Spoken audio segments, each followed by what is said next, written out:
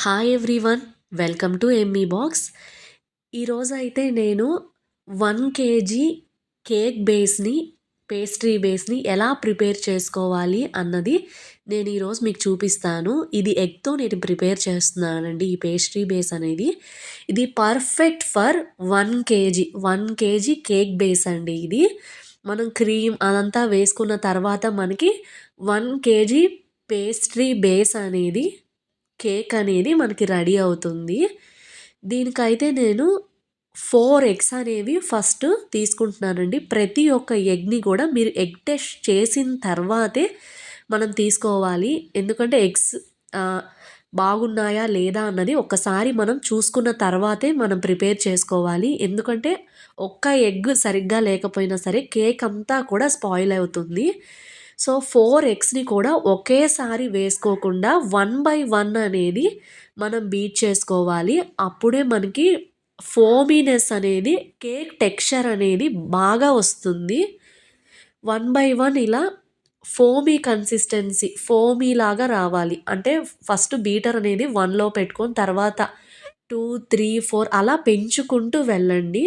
చూస్తున్నారు కదా ఎంత ఫోమీగా వచ్చింది అన్నది.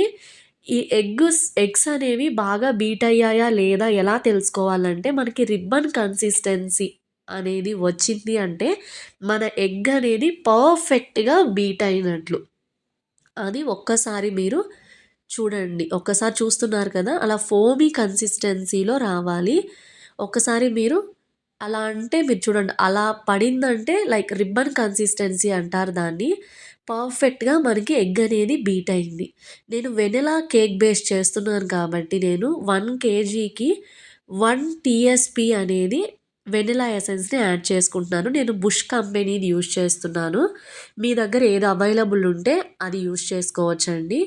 వెనిలా ఎసెన్స్ వేసిన తర్వాత ఒక్కసారి మిక్స్ చేసుకోండి.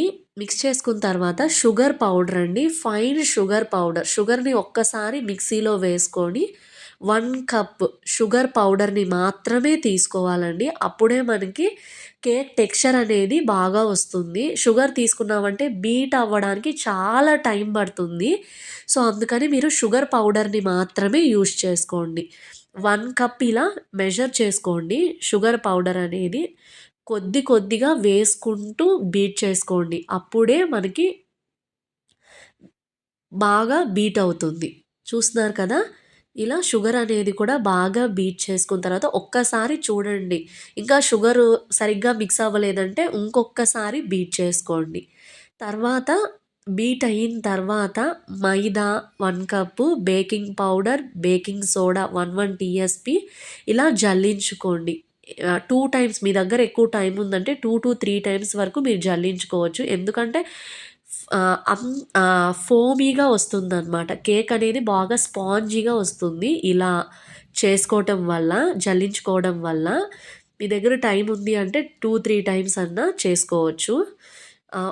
తర్వాత బీటర్స్ అనేవి తీసేసి కట్ అండ్ ఫోల్డ్ మెథడ్‌లో మాత్రమే మనము ఈ మైదాని మిక్స్ చేసుకోవాలండి. బీటర్‌ని మాత్రం అస్సలు యూజ్ చేయొద్దు. బీటర్‌ని తీసేసి షుగర్ పౌడర్ బీట్ అయిన తర్వాత బీటర్స్‌ని తీసేసి వీటిల్ని కట్ అండ్ ఫోల్డ్ మెథడ్‌లో మాత్రమే మనం కేక్ అనేది, ఈ మిక్స్చర్ అనేది మిక్స్ చేసుకోవాలి. బీటర్‌తో మాత్రం అస్సలు మిక్స్ చేసుకోవద్దు. ఇలా ఉండలనేది లేకుండా కట్ అండ్ ఫోల్డ్ మెథడ్‌లో ఒక 3-4 టైమ్స్ దాకా బ్యాచెస్ వైస్ వేసుకుంటూ మిక్స్ చేసుకోండి. ఒకేసారి అయితే వేసుకోవద్దు. లైక్ లంప్స్ అనేవి ఫార్మ్ అయిపోతాయి. సో, కొద్దిగా వేసుకుంటూ నీట్‌గా మిక్స్ చేసుకోండి. ఇది 1 కేజీ బ్యాటర్ కాబట్టి మనకి 10 ఇంచెస్ టిన్‌లో బేక్ చేసుకుంటాము. నేను రౌండ్ షేప్‌లో తీసుకుంటున్నానండి. మీకు like square shape, heart shape ఇలా ఉంటాయి కదా! మీకు దగ్గర ఏ టిన్ అవైలబుల్ ఉంటే ఆ టిన్ అనేది తీసుకోవచ్చు. అదే మీరు హాఫ్ కేజీ చేస్తున్నారంటే దీంట్లో హాఫ్ రెసిపీ అండి. హాఫ్ కేజీకి 6 ఇంచ్ టిన్ అనేది పర్ఫెక్ట్ అండి. ఇది ఫ్లాట్ కేక్ నేను చేస్తున్నాను కాబట్టి ఇది 9 ఇంచెస్ టిన్ తీసుకున్నాను నేను. కింద బటర్ పేపర్ వేసుకోండి. బటర్ పేపర్ వేసుకున్న తర్వాత ఈ బ్యాటర్‌నంతా కూడా మనం కేక్ టిన్‌లో అనేది ట్రాన్స్‌ఫర్ చేసేసుకోండి. ట్రాన్స్‌ఫర్ చేసేసుకున్న తర్వాత లంప్స్ అనేవి లైక్ ఎయిర్ బబుల్స్ అనేవి ఫార్మ్ అవ్వకుండా ఒక్కసారి 1 ఆర్ 2 టైమ్స్, 3 టైమ్స్ అలా ఒక్కసారి ట్యాప్ చేసేయండి. ఈ టైంలోనే మనం ఓవెన్‌ని గానీ, ఓటీజీ గానీ, లేదు మీరు గ్యాస్ పైన చేస్తున్నారంటే ప్రీ హీటింగ్ అనేది పెట్టేసుకోండి. 180 డిగ్రీస్‌లో ప్రీ హీటెడ్ ఓవెన్‌లో 30-35 మినిట్స్, ఇంకా మీ ఓవెన్‌ని బట్టి బేక్ చేసుకోండి. చూస్తున్నారు కదా! బేక్ అయిన తర్వాత ఎంత సాఫ్ట్‌గా వచ్చిందో టెక్స్చర్ అనేది. నేను ఒక్కసారి మీకు దీన్ని డీమౌల్డ్ చేసి కూడా చూపిస్తాను. ఇది కూల్ అయిపోయింది ఇప్పుడు. చూస్తున్నారు కదండీ! చాలా సాఫ్ట్‌గా పర్ఫెక్ట్ రెసిపీ అండి. ఎవరైనా ట్రై చేయాలనుకుంటే డెఫినిట్‌గా ట్రై చేయండి. మనం బటర్ పేపర్ వేసుకున్నాం కాబట్టి ఈజీగానే మనకి కేక్ అనేది డీమౌల్డ్ అయిపోతుంది. చూస్తున్నారు కదా! ఎంత సాఫ్ట్‌గా ఉందో. చూస్తున్నారు కదా! చాలా సాఫ్ట్‌గా ఉంటుందండి. పర్ఫెక్ట్ రెసిపీ అని చెప్పొచ్చు. ఎవరైనా ట్రై చేయాలనుకున్నా కూడా ట్రై చేయొచ్చు. ఇది నేను 3 లేయర్స్‌గా కట్ చేసుకుంటున్నాను. లేదు మీకింకా లైక్ కావాలి అంటే 3 లేయర్స్ అనేవి సరిపోతాయండి. ఇది ఫ్లాట్ కేక్ కాబట్టి. ఒకవేళ మీరు హైటెడ్ టిన్‌లో చేసుకుంటే 4 లేయర్స్ వరకు కట్ చేసుకోవచ్చు.